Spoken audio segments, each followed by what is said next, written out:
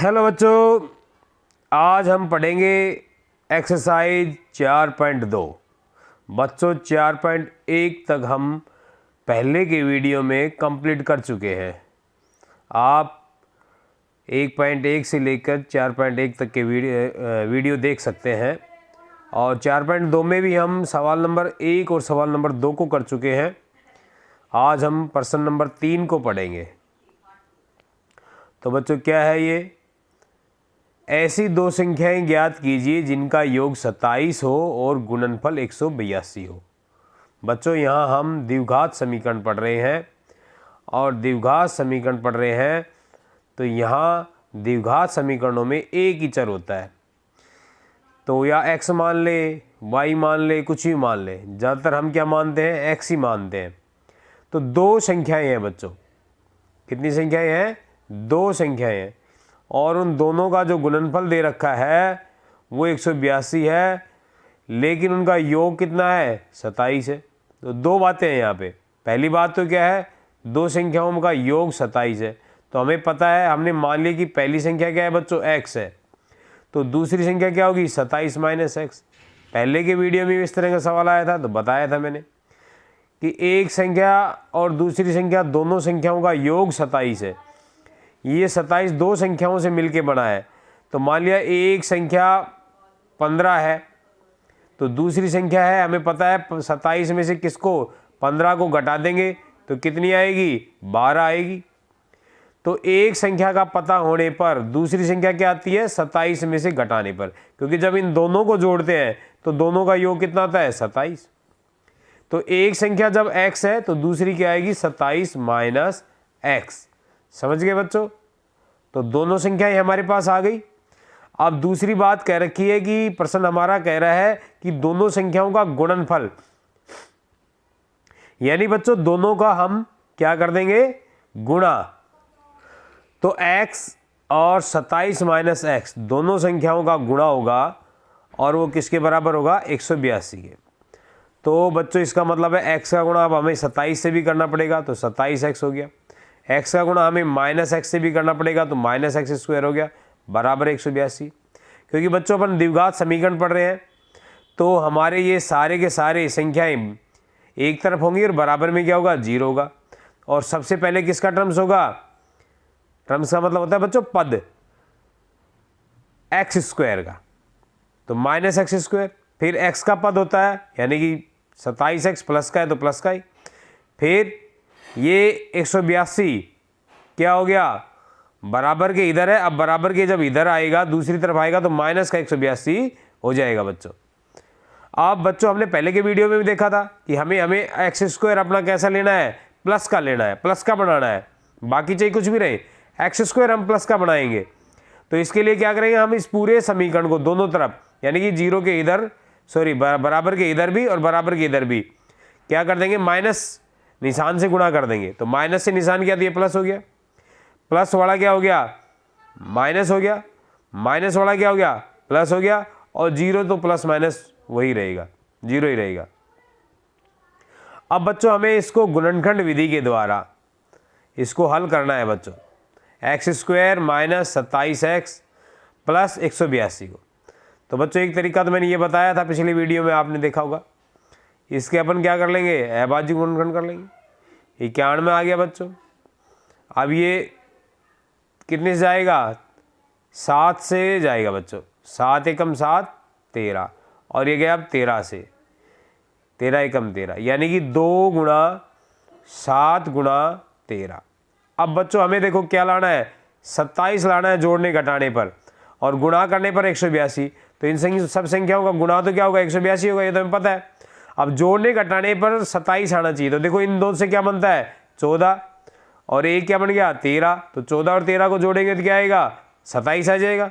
निशानों का फैसला अपन बाद में करेंगे, पहले अपन संख्याएं निकाल देते हैं। तो हमें 14 और 13 पता चल गई और हम पता है इनका गुणा करेंगे तो आना तो 182 है। ये तो कोई दिक्कत ही नहीं है क्योंकि इन्हीं का ही तो गुणनखंड है। तो बच्चों हमें पता चल गया, ये संख्याएं आ गई, संख्या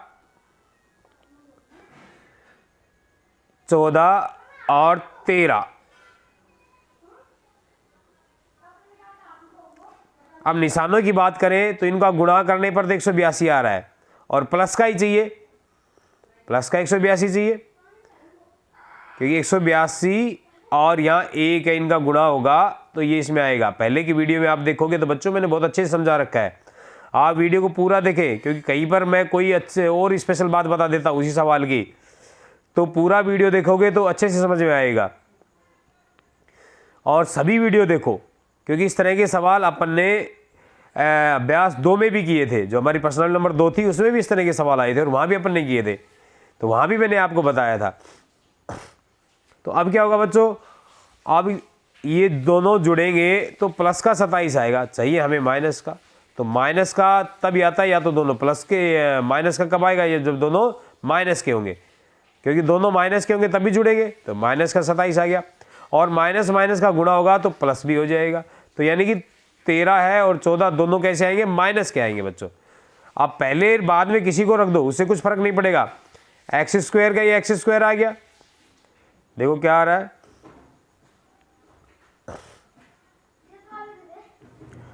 एक्स स्क्वायर का ये एक्स स्क्वायर का एक्स स्क्वायर आ गया बच्चों ये। अब इसके हमने टुकड़े किए हैं 2, ऐसे किए हैं कि गुणा करने पर 182 आए, जोड़ने घटाने पर -27 आएगा, तो -13x -14x, पहले -14 रख दो, बाद में -13 रख दो, कोई फर्क नहीं पड़ता है, प्लस 182 आ गया, यानी कि 27 की जगह अब 2 संख्याएं हो गई हैं, 27 के टुकड़े हो गए हैं। अब बच्चों इन दोनों में से हम क्या करेंगे, कॉमन लेंगे, एक्स स्क्वायर -13 और x है, तो यहाँ से हम पता है यहाँ x है, यहाँ x की पावर 2 है तो एक x कॉमन आ गया, तो x बच गया यहाँ और माइनस यहाँ 13 बच गया, तो ये तो x -13 हो गया। अब यहाँ इन दोनों में से माइनस तो आएगा बच्चों ये, क्योंकि माइनस है, और 14 और 182 में हम पता है 14 का और 13 का ही तो गुणा किया था, तभी तो 182 आया था, तो 182 में 14 तो कॉमन आएगा, तो 14 कॉमन आ गया, तो 14x में से 14 चला गया तो x बच गया। और ये प्लस का जो साइन है बच्चों, बाहर जब माइनस का साइन ले लेंगे तो ये वाला निशान बदल जाता है, यहाँ प्लस है तो माइनस हो जाएगा, माइनस है तो प्लस हो जाएगा बच्चों यहाँ पे। और 182 में से 14 ले लिया तो बच गया क्या, 13 आ गया यहाँ पे। और बच्चों मैंने पिछले वीडियो में बताया था कि यहाँ और यहाँ दोनों संख्याएं क्या होंगी, समान होगी, यहाँ x -13 तो यहाँ भी x -13 होगा, निशान भी वो का वही होगा। अब ये x -13 यहाँ अकेला इधर आ जाएगा, और ये x और ये -14 अकेला इधर ब्रैकेट में आ जाएगा, और दोनों गुणा में हो जाएंगे, यानी x -13 और x -14 हो गए बराबर 0। अब एक बार x -13 के बराबर 0, एक बार x -14 के बराबर 0, तो यहाँ पक्षांतरण करेंगे तो x का मान कितना आ गया बच्चों, 13, ये इधर आके प्लस का हो गया, ये इधर आके प्लस का हो गया, और यहाँ x का मान कितना हो गया, 14। तो वो दोनों संख्याएं कितनी है बच्चों, 13 और 14 है। अब आप देख लो, जोड़ोगे तो कितना आएगा, 27 आएगा, गुणा करके देख लो 182 आएगा, तो हमारा उत्तर बिल्कुल सही है। और एक संख्या 13 है तो दूसरी संख्या 27 में से 13 घटाओगे तो क्या बन जाएगी, 14 आ जाएगी, तो दूसरी संख्या ऐसे ही निकाली जाएगी। तो बच्चों ये हमारा सवाल था। इससे आगे वाला सवाल जो हम करेंगे वो हम उदाहरण लिया है हमने, क्योंकि बच्चों हम उदाहरण भी यहाँ पर पूरे करवा रहे हैं, एक भी उदाहरण को नहीं छोड़ रहे हैं, किसी एक आध को छोड़ा है तो वो जो बिल्कुल इंपॉर्टेंट नहीं है उसी को ही छोड़ा है, बाकी लगभग 99% अपन सवाल करवा रहे हैं, सिर्फ 0.01% ही छोड़ रहे हैं अपन। अब ये उदाहरण है, क्या है बच्चों कि 6x² - x - 2 बराबर 0। पिछले सवाल में बच्चों ये x² था, यहाँ इसके आगे कुछ नहीं था, तो वहाँ 1 था तो इसके ऊपर कुछ फर्क नहीं पड़ता, यहाँ वाला ही ले लेते हैं अपन, लेकिन यहाँ 6 है, तो ये 6 आने के कारण क्या हुआ बच्चों, हमें अब देखना है -6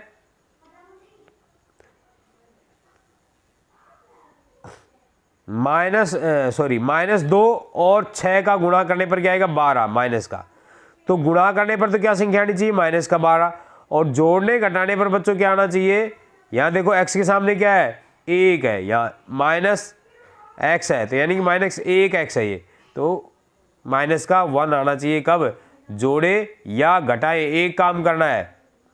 तो 12 के अभाज्य गुणनखंड करें तो 2 गुणा 3 आएंगे, तो यहाँ से देखो बच्चों 2 दूनी 4, ये तो 4 बन गया, और ये 3, 4 और 3 का गुणा करेंगे तो कितना जाएगा, 12। अब प्लस माइनस का फैसला करते हैं, तो देखो बच्चों ये घटाने पर आ रहा है और घटाने पर माइनस होना आ रहा है, तो सीधी सी बात है बड़ी वाली संख्या क्या होगी, माइनस, और छोटी वाली क्या हो जाएगी, प्लस, और गुणा करेंगे तो एक प्लस है एक माइनस है, तो माइनस का 12 भी आ जाएगा। समझ गए बच्चों? अगर ये चीज़ समझ में नहीं आ रही है तो दोबारा से इस वीडियो को थोड़ा सा वापस करो और दोबारा देखो कि मैं क्या कह रहा हूँ। फिर भी समझ में नहीं आ रहा तो एक बार फिर देखो, तो 3 बार देखने से फिर ये बात समझ में आ जाएगी बच्चों। अब हमारे जो इसके जो टुकड़े हो गए वो क्या हो गए बच्चों? एक तो माइनस का 4, एक प्लस का 3। आगे पीछे हम किसी को भी लिख दें। ये तो -6x² आ गया, इसके हमने 2 टुकड़े कर दिए तो 2 टुकड़े आ गए, माइनस का 2, माइनस का 2। अब इन दोनों में से कॉमन, इन दोनों में से कॉमन बच्चों, तो क्या होगा? इन दोनों में से कॉमन लेंगे और इन दोनों में से लेंगे तो क्या होगा बच्चों? देखो 6x² माइनस 4x, तो अंक में से कॉमन, तो यहाँ इसका मतलब है 2 गुणा 3 और इसका मतलब बच्चों 2 गुणा 2। तो हमें पता है 2 यहाँ भी है, 2 यहाँ भी है, तो 2 कॉमन हो गया बच्चों। एक तो यहाँ x² का मतलब x गुणा में x, तो x यहाँ है, यह x यहाँ भी है, तो एक x भी कॉमन आ गया, 2x कॉमन आ गया। अब बच्चों क्या हुआ? तो यहाँ 2 तो निकल गया बाहर, तो बच गया क्या? 3। तो यहाँ 3 बच गया और x² था तो x² में से एक x चला गया, एक x बच गया। 4 में से एक 2 तो चला गया, एक 2 बच गया और एक ही x था तो एक x बाहर चला गया, तो क्या बच गया? 2 बच गया। बीच में माइनस का निशान है तो माइनस का निशान आ गया। यहाँ प्लस है तो यहाँ प्लस ही आएगा बच्चों। अब यहाँ देखते हैं यहाँ कुछ भी कॉमन नहीं है, तो बच्चों जहाँ कुछ भी कॉमन ना लगे तो वहाँ एक तो कॉमन होता ही होता है, तो ये एक आ गया और ये ऐसे के ऐसे 3x - 2 यहाँ आ जाएगा बच्चों। और अभी बताया था कि ये वाला और ये वाला क्या रहेगा? सेम रहेगा। अब ये वाला यहाँ आ गया 3x - 2 और ये 2x प्लस का 1 ये मिलके यहाँ आ गया। अब बस कुछ नहीं करना बच्चों, हमें एक बार उसको और एक बार उसके सामने, दोनों के सामने क्या कर देंगे? 0 ले लेंगे। एक बार इसके साथ 0, एक बार इसके साथ 0, तो 3x - 2 बराबर 0, 2x + 1 बराबर 0। पहले 3x के इधर ये 2 आएगा, 2 आ गया बच्चों। अब हमें x का मान चाहिए, हमें तो 3 इसके गुणा में है, तो 3 इसके गुणा वाली संख्या कहाँ चली जाती है? भाग में। पहले के वीडियो में ये चीज़ें बहुत अच्छी तरह समझाई हुई हैं, तो इसलिए पहले के वीडियो देखना बहुत ज़रूरी है बच्चों। यहाँ से बच्चों क्या होगा? अब ये 2x और ये 1 इधर आ गया तो निशान चेंज हो गया -1। अब x के गुणा में 2 है तो ये कहाँ जाएगा बच्चों? भाग में, यानी कि x का मान क्या गया? x बराबर -1/2। बच्चों ये द्विघात समीकरण है, इसके 2 मूल होते हैं, तो पहला मूल 2/3 और दूसरा क्या आया अपना? -1/2। बच्चों मैं बता देता हूँ, जब बराबर की कोई चीज़ हो, इधर प्लस में हो तो इधर जाएगी तो माइनस में हो जाएगी, इधर माइनस में है तो इधर जाएगी प्लस में हो जाएगी, इधर कोई गुणा में है तो इधर जाएगी बराबर के, इधर जाएगी तो भाग में हो जाएगी, और भाग में है बच्चों कोई चीज़ तो ऊपर जाएगी तो गुणा में हो जाएगी। ध्यान रखना, बराबर के जब इधर उधर जाती है तो प्लस वाली माइनस में, माइनस वाली प्लस में, गुणा वाली भाग में, भाग वाली गुणा में चली जाती है। तो बच्चों इसके मूल आ गए, ये हमारा उदाहरण था।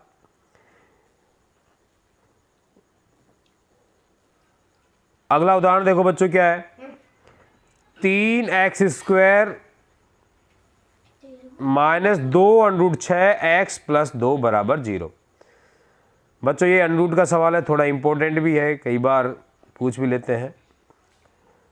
तो क्या होगा बच्चों? हमें देखो गुणा करने पर तो 2 और 3 का गुणा होगा, गुणा करने पर तो कौन सी संख्या आनी चाहिए? 6 आनी चाहिए, और वो भी प्लस की। जोड़ने या घटाने एक काम करेंगे, उसमें आना चाहिए बच्चों 2, वो भी माइनस का √6, ये आना चाहिए। तो बच्चों हमें पता है 6 का गुणा के लिए हम यहाँ पे √6 और √6 दो संख्याओं को ले लिया, और जब समान संख्याओं को, बच्चों ये कई बार कर चुके हैं अगर आप पहले के वीडियो देखोगे तो, इसलिए मैं कह रहा हूँ कि पहले के वीडियो जैसे देखोगे तो वो बार बार चीज़ जब रिपीट होती है तो वो स्थायी हो जाती है। जब आप सिर्फ एक ही वीडियो को देखोगे तो फिर उसमें आपको थोड़ा सा अजीब सा लगेगा, और जब बार बार अपन उस चीज़ को पढ़ते हैं, बार बार वही चीज़ें रिपीट होती हैं, जब कैलकुलेशन करते हैं तो वो चीज़ें स्थायी हो जाती हैं। तो आप शुरू से लेकर अंत तक सारे के सारे वीडियो देखें ताकि वो बातें आपकी स्थायी हो जाए। तो समान संख्याओं का बच्चों जब गुणा करेंगे तो क्या आता है? अंडरूट हट जाता है और 6 आएगा। और जब बच्चों हम √6 को जोड़ेंगे तो क्या आएगा?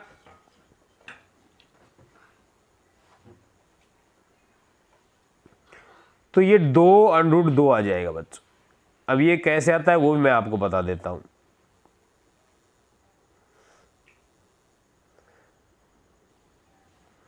√6 प्लस √6। बच्चों यहाँ से हमने दो संख्याएं हैं, इनमें से √6 कॉमन आ जाएगा, तो यहाँ क्या बच जाएगा 1। बच्चों यहाँ भी क्या बच जाएगा 1, 1 जुड़ के क्या हो गया 2, यानी कि √6 के गुणा में कितना आ गया 2, इसलिए अपन 2 को आगे लगा देते हैं। तो ये कितना हो गया 2 √6। और बच्चों ये माइनस का चाहिए तो माइनस का आएगा, तो ये भी माइनस का हो जाएगा। माइनस का अपन ने कॉमन ले लिया तो ये ऐसे ही बनेगा, माइनस कॉमन आ जाएगा तो ये, और ये माइनस का 2 √6 आ जाएगा। तो माइनस हो प्लस हो दोनों जुड़ेंगे, ये तो अपन ने पढ़ चुके हैं, कितनी बार पढ़ चुके हैं, बहुत बार। अब स्थायी हो जाना चाहिए। तो हमारा जब इसके हमने टुकड़े किए तो माइनस का √6x माइनस का √6x आ गया, और ये संख्याएं ये वाली यहाँ वैसे के वैसे और ये वाली यहाँ वैसे के वैसे है बच्चों। तो अब क्या होगा देखो, अब वही कॉमन लेंगे दो में से कॉमन लेंगे तो क्या होगा बच्चों, यहां से देखो क्या, तो यहां से कॉमन लिया अपन ने, यहां से कॉमन लिया हमने, तो देखो 3 का मतलब होता है बच्चों √3 गुणा में √3, और √6 का मतलब बच्चों एक ये भी होता है 2 गुणा में √3, ये भी √6 ही बनता है बच्चों जब गुणा होगा तो देखो हमने यहाँ से √3 कॉमन ले लिया, √3 कॉमन ले लिया, तो √3 कॉमन आ गया बच्चों। x² और x में से तो अपन x कई बार ले चुके हैं, तो x कॉमन आ गया। अब यहाँ √3 कॉमन आ गया तो क्या बच गया बच्चों √3, और x² है तो एक x बच गया, ठीक है बच्चों। माइनस माइनस आ गया, √6 में से √3 को तो कॉमन निकाल चुके, तो क्या बच गया √2। समझ गए बच्चों।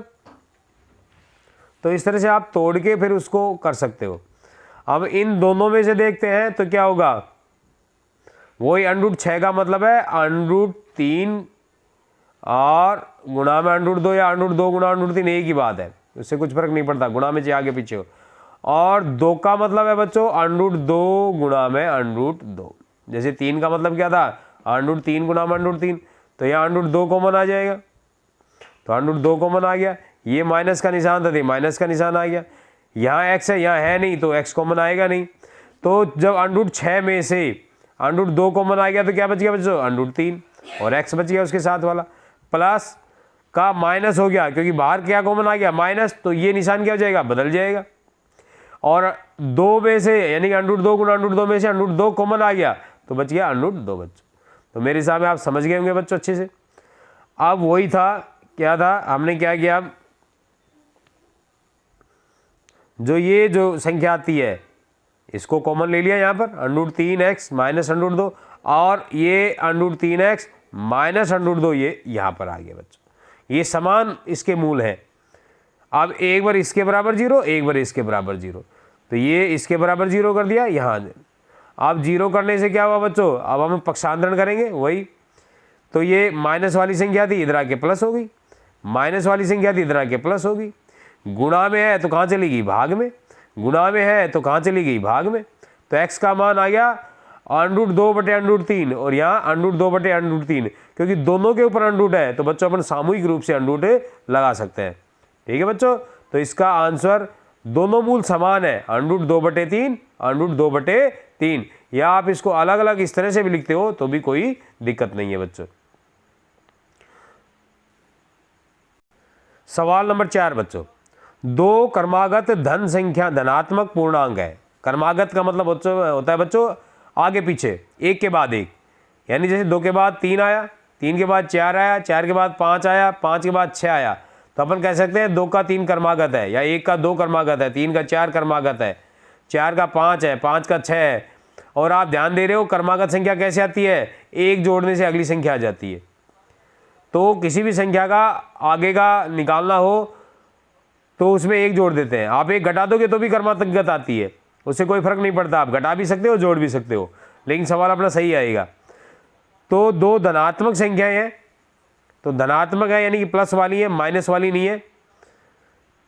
जैसे आप 5 है, 5 में माइनस करके 4 निकालोगे तो 4 और 5 भी क्रमागत संख्याएं हैं बच्चों। 4 और 3 लोगे माइनस करके 4 - 1, 3 और 4, तो ये दोनों भी क्रमागत है। तो क्रमागत के लिए आप बच्चों x प्लस 1 भी कर सकते हो, x माइनस 1 भी कर सकते हो, लेकिन हमने प्लस 1 लेके एक ही अपने तरीके से करते हैं, प्लस 1 ले लिया।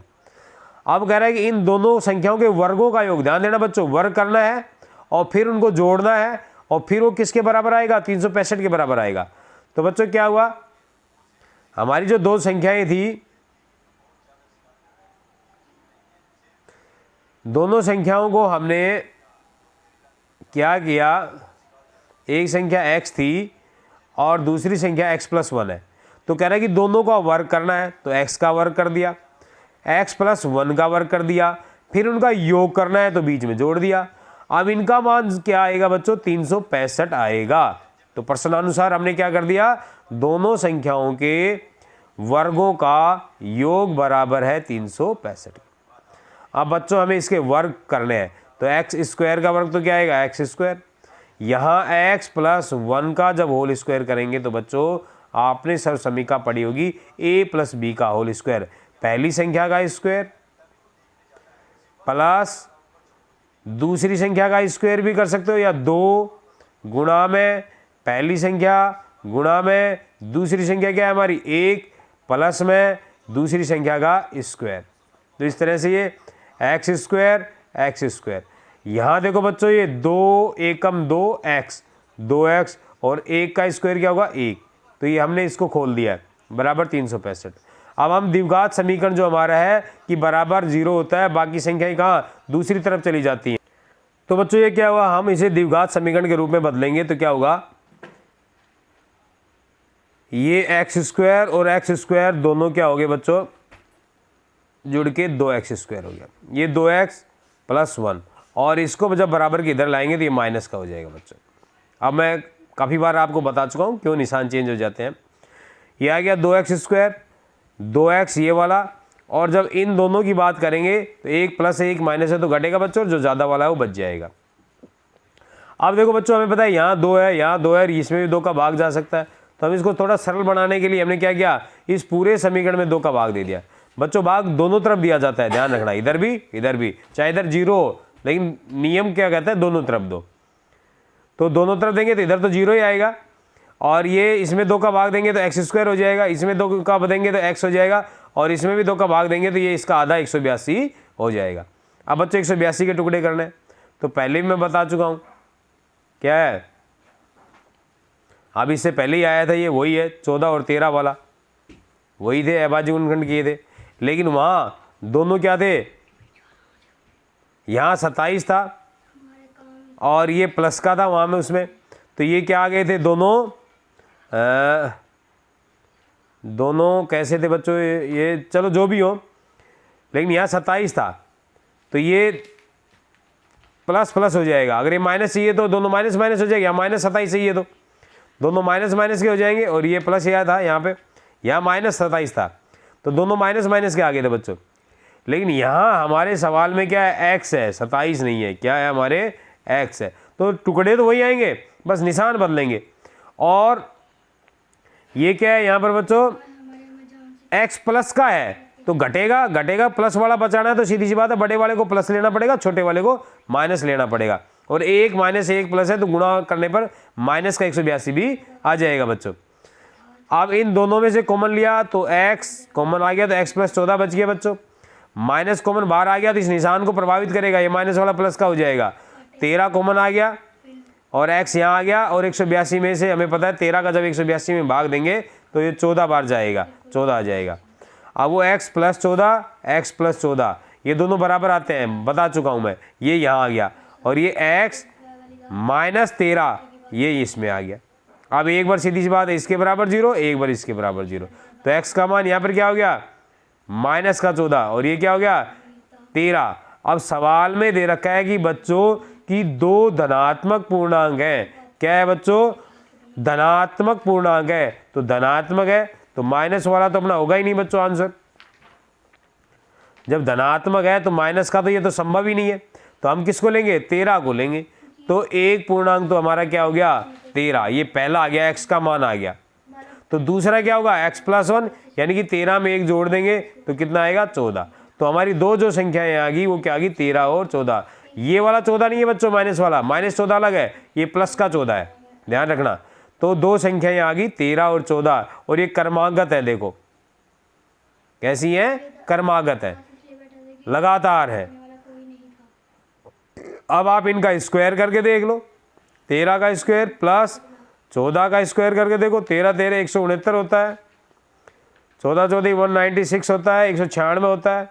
जोड़ो इनको, कितना आएगा, 9 और 6 15, 9 और 6 15 और 1 16, 365, 365 ये आ रहा था, 365 आ गया।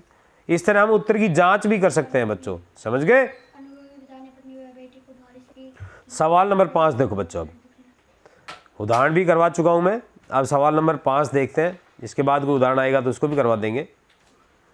एक समकोण त्रिभुज है, समकोण त्रिभुज बच्चों यानी कि इस तरह की है, इसमें ये नीचे आधार होता है और ये लंब होता है, और ये क्या होता है बच्चों, कर्ण होता है। कर्ण इसके अंदर सबसे बड़ी भुजा होती है, ध्यान रखना। यहाँ ये 90 डिग्री का कोण बना हुआ है, कितने डिग्री का, 90 डिग्री का बच्चों। तो सवाल क्या है, एक समकोण त्रिभुज की ऊंचाई, तो बच्चों ये ऊंचाई होगी इसकी, ये वाली, इसके आधार से यानी कि इससे 7 सेंटीमीटर कम है, और यदि कर्ण 13 सेंटीमीटर का हो, ये 13 दे रखा है बच्चों कर्ण, तो अन्य दो भुजाएं ज्ञात कीजिए। तो बच्चों अन्य दो भुजाएं, हमें कर्ण का मान तो दे दिया 13, अब हमें क्या निकालना है, इसका लंब निकालना है, और इसका क्या निकालना है बच्चों, आधार निकालना है। और बताया है कि आधार से तुलना की गई है किसकी, लंब की, लंब है वो आधार से 7 सेंटीमीटर कम है, तो आधार से 7 सेंटीमीटर कम है, तो बच्चों हम आधार को ही मानेंगे। पहले के वीडियो में मैंने बताया था जिससे तुलना की जाती है अपन उसी को मान लेते हैं। तो हमने मान लिया कि समकोण त्रिभुज का जो आधार है वो x है, तो सीधी सी बात है ऊंचाई क्या हो जाएगी, आधार से 7 कम, आधार से 7 कम हो जाएगी। तो ये x - 7 आ गई, आधार से क्या नाम है, 7 कम है, ऊंचाई जो है वो आधार से क्या है, 7 कम है, तो 7 घटा दिया, ज़्यादा होती तो जुड़ जाता। अब हमें पता है बच्चों कि समकोण त्रिभुज के अंदर एक पाइथागोरस प्रमेय चलती है, क्या है कि कर्ण स्क्वायर बराबर होता है आधार का स्क्वायर प्लस में लंब का स्क्वायर, इसको ऐसे लिख दो या वैसे लिख दो, एक ही बात है। तो कर्ण स्क्वायर बराबर आधार स्क्वायर प्लस लंब स्क्वायर, या कर्ण स्क्वायर बराबर लंब स्क्वायर प्लस आधार स्क्वायर, उससे कुछ फर्क नहीं पड़ता है, आगे पीछे से किसी को रख दो, क्योंकि हमारा सवाल है तो उस हिसाब से हमने इसको थोड़ा सेट किया है कि ये x का मान आगे आ जाए।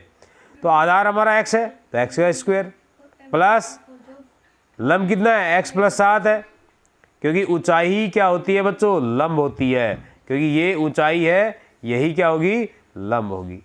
तो कंफ्यूज नहीं होना, लंब ही हमारी क्या है, ऊंचाई है। तो हम यूँ समझ लो लंब क्या है, x - 7 है। तो बच्चों क्या होगा, तो बच्चों ये आ जाएगा x - 7 का होल स्क्वायर, ये हमारा x - 7 था, बराबर कर्ण कितना दिया हुआ है, 13 का स्क्वायर।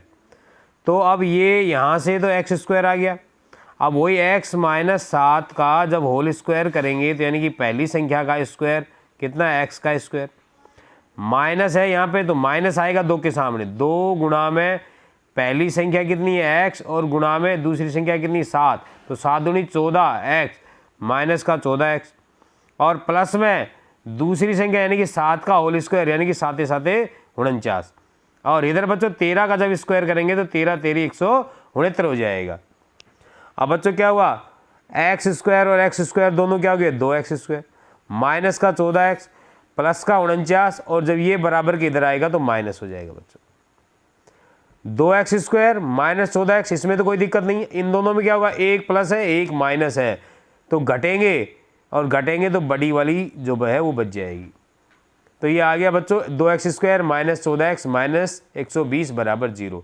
अब बच्चों क्योंकि इसमें 2 का पूरा पूरा भाग जा सकता है, इसमें भी इसमें भी इसमें भी, तीनों में जा सकता है, तो हम लिख देंगे दोनों तरफ 2 का भाग देने पर, तो दोनों तरफ ही दिया जाता है ये, तो यहाँ 2 का भाग देंगे तो x स्क्वायर रह जाएगा, 14 में देंगे तो 7 आ जाएगा, 120 में देंगे तो 60 आ जाएगा बच्चों।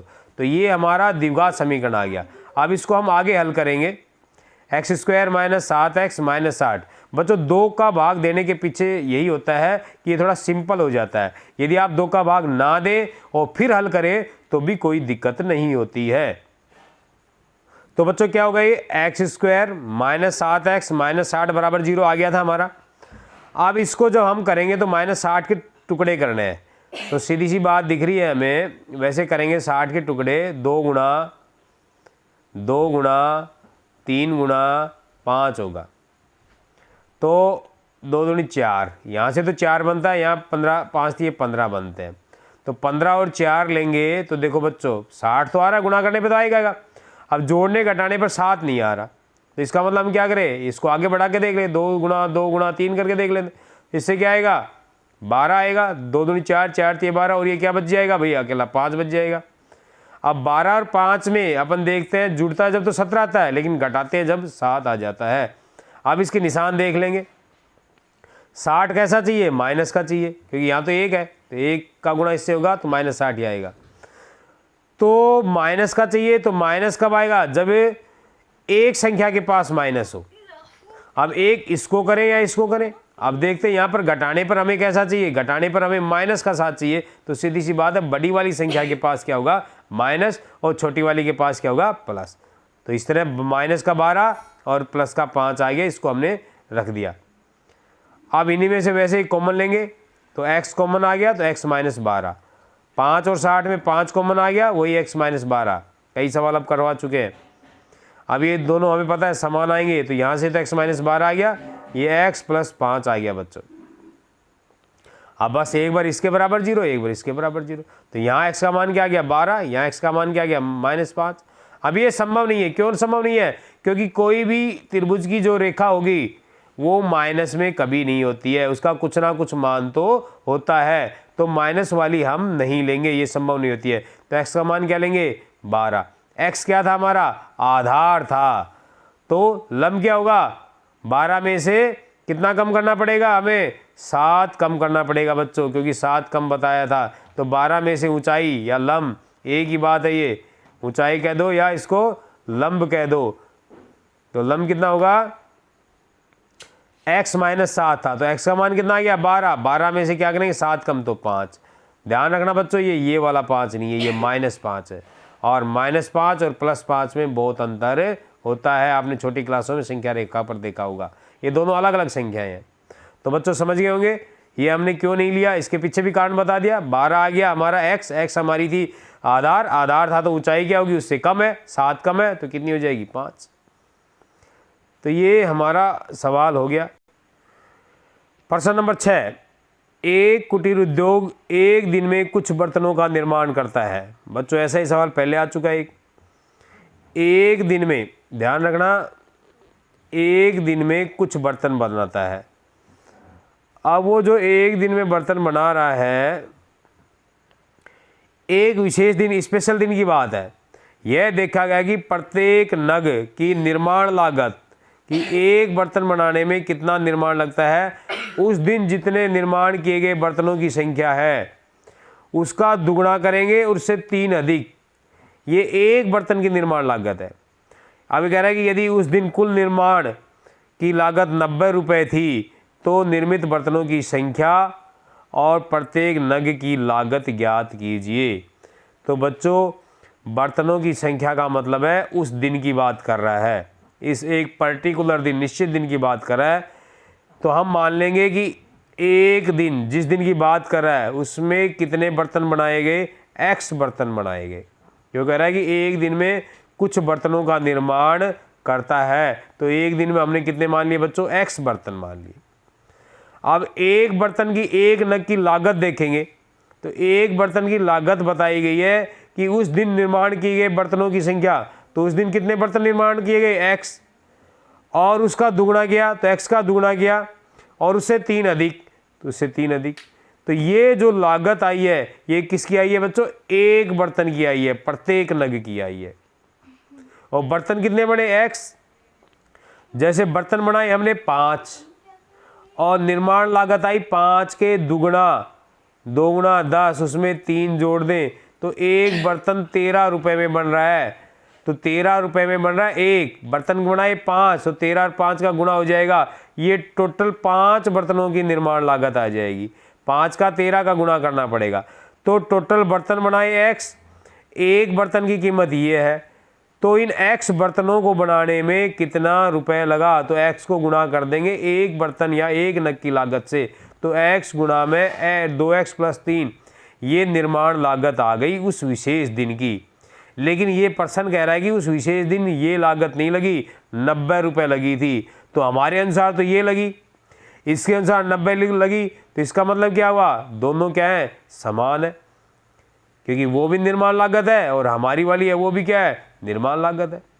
तो हमारी वाली निर्माण लागत के सामने हमने बराबर में इसको रख दिया प्रश्नानुसार। इसको हल करेंगे, x का गुणा 2x से होगा, x का गुणा 3 से होगा, तो 2x² + 3x बराबर 90। 90 का पक्षांतरण किया, माइनस का आ गया। अब -90 का गुणा जब 2 से करेंगे तो आएगा -180।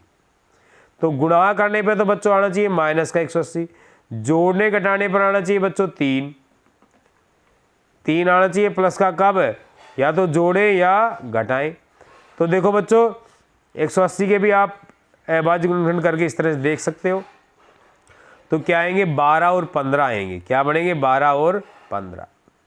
12 और 15 का जब गुणा करेगा तो हमें क्या चाहिए, माइनस का 180। तो हम पता है दोनों को माइनस करेंगे तो प्लस हो जाएगी, दोनों को प्लस करेंगे तो भी प्लस, तो एक माइनस आएगा, एक प्लस। अब किसे माइनस करें किसे प्लस, वो डिसीजन होगा इससे। ये कैसा है, प्लस का 3 है, यानी कि घटाने पर प्लस आना चाहिए, तो सीधी सी बात है बड़ी वाली प्लस होगी, छोटी वाली माइनस होगी, तो इसको माइनस लेंगे और इसको प्लस। अब आगे पीछे किसी को रख दो, 2x² + 15x पहले रख दो या माइनस का 12 यहाँ रख दो, उससे कुछ फर्क नहीं पड़ेगा। तो हमने -12x पहले ले लिया, 15x बाद में ले लिया, -90 बराबर 0।